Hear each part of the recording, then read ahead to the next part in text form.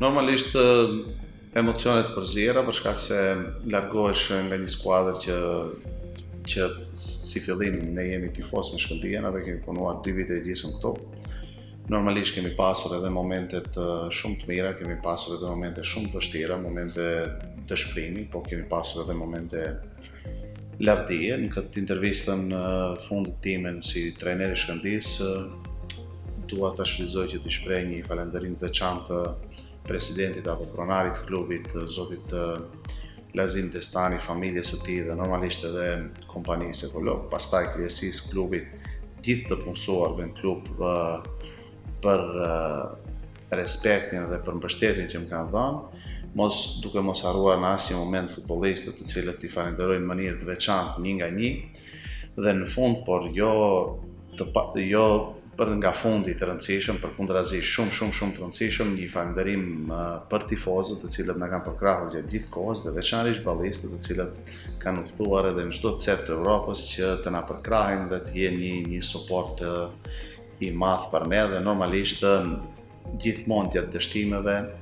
që kemi pasur, keqardhja më e madhe ka qenë për tifozët, jo për veten tim. Tani kur gjithçka ka përfunduar dhe Jetën Beqiri mund të themi që ik nga Shkëndija, është një ish, çfarë mund të jetë pengu?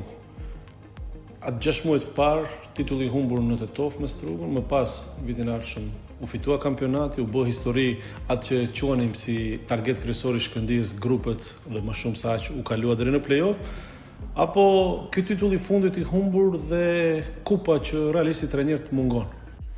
E përmenda edhe më lart për shkak se gjatë 2 viteve e gjysëm ndihem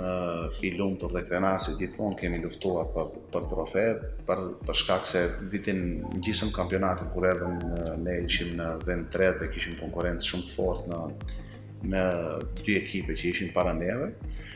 Normalisht në përgjithësi do doja më shumë të analizoj sezonin e fundit 2025-2026 për shkak se për të gjithë ne edhe për ju edhe për klubin ishte një eksperiencë e re për shkak se luanim paralelisht në Europë edhe në kampionatin e Maqedonisë. Gjatë gjithë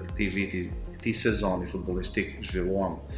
55 ndeshje që janë një numër rekord për futbollin tonë dhe normalisht unë e shoh si një tablo bardhëzi në aspektin që gjatë këtij sezoni në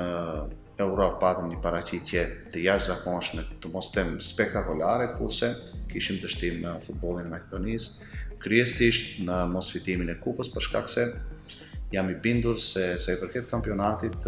gjatë gjithë kohës këtë vit kemi luajtur në kushte jo të barabarta. Tani kur ka përfunduar gjithçka dhe mund të themi që Jetën Beqiri është një ish, shkon me diçka më shumë në raport me atë që erdhi edhe ka ndonjë keqardhje apo ndonjë pishmallëk themi? Normalisht Shkëndija neve na ka dhënë shumë të gjitha aspektet dhe unë jam gjithmonë falënderues dhe keqardhja vetëm është mos fitimi i kupës që përmenda dhe është një peng shumë i madh i imi. Këtë kam thënë edhe në takim me kryesinë e klubit, të cilët dhe u shprehja se mendoj se një cikël ka përfunduar dhe duhet filloj një cikël i ri me një trajner apo me një staf tjetër që të sjellë normalisht motiv dhe energji të re. Unë me sinqeritetin më të madh Shkëndijës dhe trajnerit të ri dua t'ju uroj, domethënë